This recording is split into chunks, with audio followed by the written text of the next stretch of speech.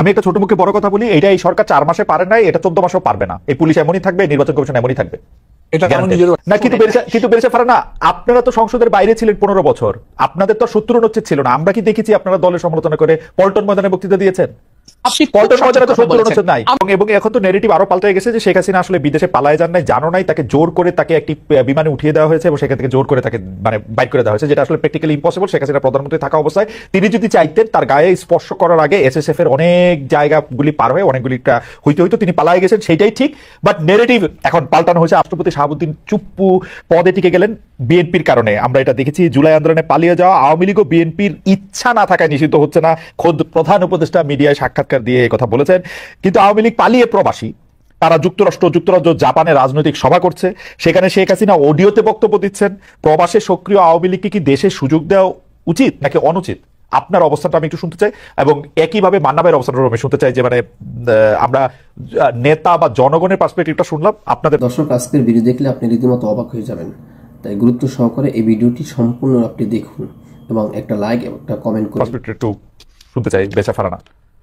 আমি কি আগের আলোচনা থেকে আচ্ছা, দেখুন, বাংলাদেশের পলিটিক্যাল যে সিস্টেম, তাতে পার্লামেন্টারিয়ান কারা হবেন বা পার্লামেন্টারিয়ানদের কাজটাকে, একজন সংসদ সদস্যের কাজ কি, এটা কিন্তু দেশের মানুষ খুব পরিষ্কার না। তারা মনে করে সংসদ সদস্যের কাজ হলো ব্রিজ, কালভার্ট, রোড নির্মাণ করা, এবং এটা নির্মাণ করতে গিয়ে তাকে সরকারের একেবারে সাথের লোক হতে হবে, তাহলে তার পক্ষে সহজ হবে এই প্রকল্পগুলো পাশ করিয়ে নিয়ে আসা। এবং যারা সংসদ সদস্য হন তারাও বিশ্বাস করেন তাদের কাজ হলো এই ব্রিজ, রোড, কালভার্ট নির্মাণ করা, এবং এই নির্মাণ থেকে 10%, 15%, 20% তাদের পকেটে নেওয়া। এটা হচ্ছে একটা মিউচুয়াল আনরিটেন এগ্রিমেন্টের মতন, হ্যাঁ, জেন্টলম্যান এগ্রিমেন্ট। কিন্তু আসলে তো একজন সংসদ সদস্যের কাজ সেটা নয়।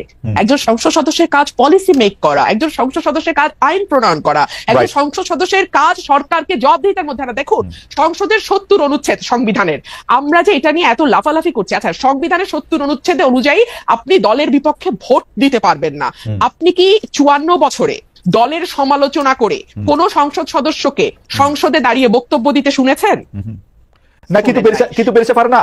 আপনারা তো সংসদের বাইরে ছিলেন 15 বছর, আপনাদের তো 70 অনুচ্ছেদ ছিল না। আমরা কি দেখেছি আপনারা দলের সমালোচনা করে পল্টন ময়দানে বক্তৃতা দিয়েছেন? আমরা পল্টন ময়দানে বক্তৃতা দেয়নি। আমরা এতই মাইরের উপরে ছিলাম, আমি আমার ব্যক্তিগতটা বলতে পারি যে আমি ওই মাইরের বর্ণনা দিতে দিতে, আর যাকে আনা হতো আমার সাথে, সে ওই মারকে ডিফেন্ড করতে করতে এমন একটা জায়গায় নিয়ে যাইতো যে কনস্ট্রাকটিভ আলোচনার জায়গাটাই তো ছিল না। আপনি বলেন তো, সাংবাদিক হিসেবে খালেদ মহিউদ্দিন, গত 15 বছরে, হ্যাঁ, যদি দুই দল নিয়ে এসে বসছেন, কোন কনস্ট্রাকটিভ আলোচনা সেই অর্থে গঠনমূলক আপনারা কি করতে পারছেন? খালেদ ভাই, ছিল না, ওই পরিবেশ ছিল না, এটা বইলা তো লাভ নাই। তো এখনই বা কত গঠনমূলক আলোচনা হয়, এই প্রশ্ন তো আমি বলতে পারি। আমি তো তবু কিছু কথা বলি ভাই, হ্যাঁ, এর বাইরে তো আমি আর কাউকে কোনো কথা বলতে শুনি। এই অভ্যুত্থানটা হচ্ছে এক পালের জায়গায় আরেক, বিষয়টা তো তার না রে ভাই। রাইট, মেরেছে পারে না। আপনি যদি ওইটা একটু বলতেন যে শেখ হাসিনা যে অডিওতে বক্তব্য দিতেছেন প্রবাসী বিভিন্ন জায়গায়, ওইটা দিয়ে যদি মন্তব্য করতেন। জি হ্যাঁ, ওইটা নিয়ে আমার মন্তব্য খুব পরিষ্কার। আমরা শুরুতেই শুনলাম যে শেখ হাসিনা দেশ থেকে পালিয়ে গেছে। পালাতে দিল কারা? এক, কেন তাকে, আমি জানি সেনাবাহিনীর সাহায্য নিয়ে তিনি বিমানে করে পালিয়ে গেছেন দেশ থেকে। সেনাবাহিনী তাকে তার হেফাজতে নিতে পারতো কিনা এই প্রশ্ন আমি রাখি, কারণ তিনি তো আসলে প্রত্যক্ষ এবং পরোক্ষ ভাবে 2000 হত্যাকাণ্ড, 25,000 মানে কি বলে অ্যাসল্ট, এবং প্রায় 1,500 মানুষের চোখ হারানোর সঙ্গে সম্পৃক্ত, তাই না? দুর্নীতি সরিয়ে রাখি। 2 হলো 800 সামথিং এর একটা তালিকা নাকি ছিল সেনাবাহিনীর কাছে, যারা তাদের হেফাজতে ছিল। সেই তালিকায় কাদের নাম ছিল এখন পর্যন্ত আমরা জানি না। তারা দেশ থেকে পালালো কি করে বা আদৌ পালিয়েছে কিনা তাও আমরা জানি না। আচ্ছা, আমরা অল্প কিছু লোককে বিচারের আওতায় আনতে দেখলাম, এবং ফর এক্সাম্পল সালমান এফ রহমানের বিরুদ্ধে খুনের মামলা। আরে যার বিরুদ্ধে আপনি শেয়ার কেলেঙ্কারি নিয়ে কিংবা ব্যাংক লোপাট নিয়ে বা এস আলমের বিরুদ্ধে ব্যাংক খাওয়া নিয়ে মামলা করতে পারেন, তাদের বিরুদ্ধে আপনি 302-তে গেলেন। মানে যার যেদিকে যাওয়ার কথা না তারটা সেদিকে গেলেন। এতে হয় কি, মামলার মেরিট কমে যায়, জনগণের বিশ্বাস কমে যায়, এবং last but not the least, মানুষ মনে করে ও ওরা তো এখন পাওয়ারে নাই, এখন সব ওদের বিরুদ্ধে ভালো মামলা হবে। আবার যখন ওরা পাওয়ারে আসবে তখন এগুলো সব ভালো মামলা হিসেবে বাতিল হয়ে যাবে। এই কালচারের মধ্যে আমরা চলতেছি। ভারতের পররাষ্ট্র সচিব বাংলাদেশ সফর করেছেন।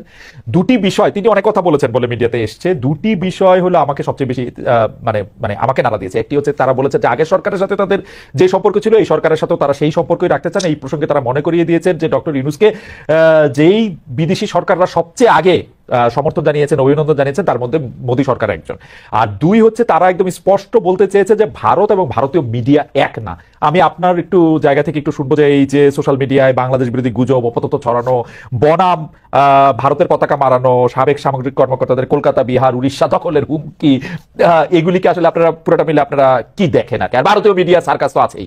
মানে আমার আফসোস হচ্ছে আমি একবারের জন্য দেখি নাই, কিন্তু এগুলি আমার কি বলে জানি টাইম লাইনে শুধু আসতে থাকে। এই জনৈক ময়ূক এই করেছেন সেই করেছেন, লাভ দিয়েছেন, ঝাপ করেছেন। আমার কাছে শুধু মনে হয় যে আমাদের তো প্রত্যেকের রিমোট কন্ট্রোলে একটা অফ বাটন থাকে, খুঁজলেও পাওয়া যায়। মানে এটা দেখতে হবে কেন, মানে আমি বুঝি না। কিন্তু মানা ভাই, আপনি ভারতীয় পররাষ্ট্র সচিবের জায়গা থেকে যদি আপনি জিনিসটা একটু বলেন, বাংলাদেশ সফর এবং তার বক্তব্য। খালিদ এমনি একটা বলে না যে যুদ্ধের ময়দানে হেরে যাওয়া সৈন্যদের দিয়ে আবার একটা উইনিং ব্যাটল করা যায় না।